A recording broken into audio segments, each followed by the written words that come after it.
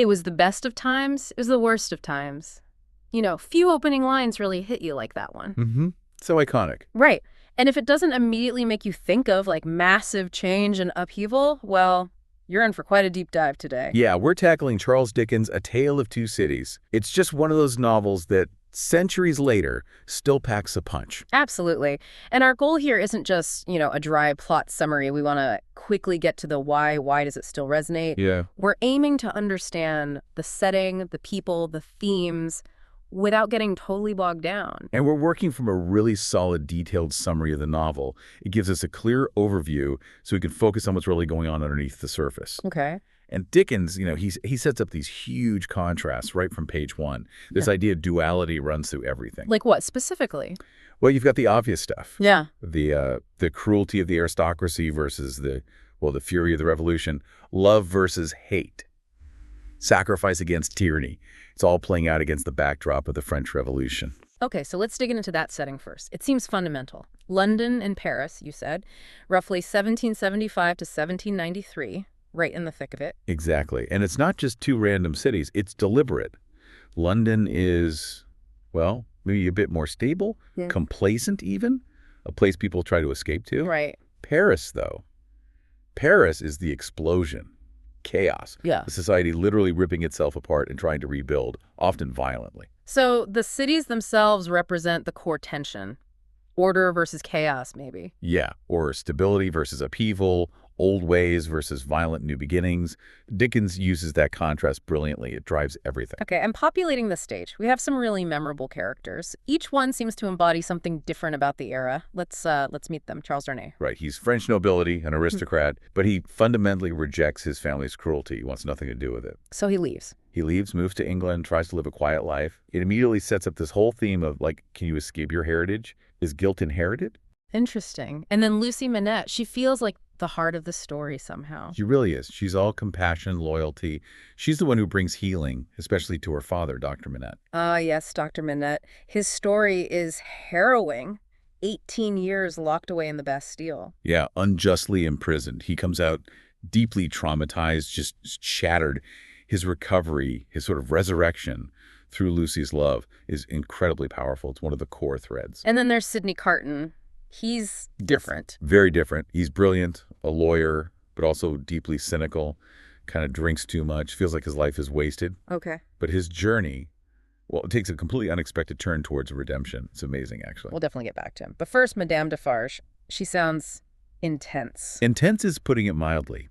She's a revolutionary, knitting this list of enemies. She embodies the vengeance of the oppressed, driven by horrific things that happened to her family under the aristocracy. So she's not just evil. It's rooted in something real. Oh, absolutely. Dickens uses her to explore that really uncomfortable line, Yeah. When does the fight for justice curdle into just brutal revenge? It's chilling. Oh, okay. And finally, Jarvis Lorry. He's the steady hand, a businessman, works for Tellson's Bank, a loyal family friend of the Manettes. He represents stability, decency, friendship amidst all the chaos. Kind of the anchor. Got it. So, players, stage. How does Dickens actually weave this all together? Let's walk through the story a bit. It starts before the revolution really kicks off, right? With Mr. Lorry going to Paris. Yes, his mission is to find Dr. Manette, who everyone thought was dead, and bring him back. It's technically a recall to life, as the message says. Recall to life. Wow. And it is. It's the first big resurrection moment.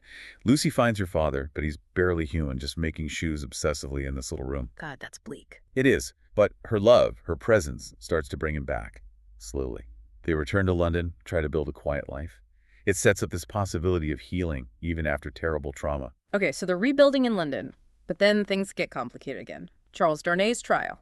In England. Right. He's accused of treason against England. And who saves him? Sidney Carton. Wow. By pointing out how incredibly similar they look. It throws the prosecution's case into doubt. But it's more than just a plot trick. Okay. It establishes this link between them, this idea of doubles. And it's where Lucie meets both men and where, feelings start to develop. Both Darnay and Carton fall for her. Ah, the triangle. Sort of. And this is also where we find out Darnay's real identity. He's the nephew of this notoriously cruel French aristocrat, the Marquis Saint-Evremond. The one he rejected. Exactly. He actively chose not to be that person, living modestly as a teacher instead. But then his uncle, the Marquis, is murdered back in France by revolutionaries. Signaling things are heating up over there. Big time. It's like the first shot's being fired, showing the old regime is vulnerable and the anger is boiling over. France is about to explode. And explode it does. Part 3, the revolution itself. The storming of the Bastille, that's probably the image most people have. It's iconic for a reason. Yeah. Pure chaos, fury unleashed. And this is where Madame Defarge really comes into her own. She's not just knitting anymore. She's a leader, a driving force of that vengeance we talked about. Fueled by her past. Deeply. The justices against her family are her motivation. It makes her actions understandable on one level, but terrifying on another. And amidst all this danger, Darnay decides to go back to Paris. Why? Duty, loyalty. A former servant of his family, Gabelle, is in trouble, imprisoned by the revolutionaries, and writes to Darnay for help. Darnay feels he has to go, despite the huge risks. Which turns out to be a terrible idea. A disastrous idea. The revolution is consuming everything. As soon as he arrives, his name Evrémonde condemns him. He's thrown in prison as an enemy aristocrat. No nuance, no listening to his reasons, just condemned by birth. So the very heritage he tried to escape catches up with him. Exactly. It shows the revolution's blindness in its fury. So what happens then? Lucie and Dr. Manette must be frantic. They are. They rush to Paris, desperate to save him. Dr. Manette actually has some influence for a while because he was a Bastille prisoner, a hero in the eyes of some revolutionaries. Does it work? Can he get Darnay freed? He tries. Darnay goes before the tribunal. There's a moment of hope, but ultimately, no. Madame Defarge's testimony, her thirst for vengeance against the entire Evrémonde line, seals his fate. He's sentenced to the guillotine. Oh, man. Seems hopeless. It really does. It looks like the end. But then, Sidney Carton arrives in Paris. Carton, the cynical lawyer, what can he do? He sees a path, a way to give his life meaning, fueled by his unrequited love for Lucie and his promise to her to protect those she loves. He uses that uncanny resemblance to Darnay. Wait, don't tell me. He does.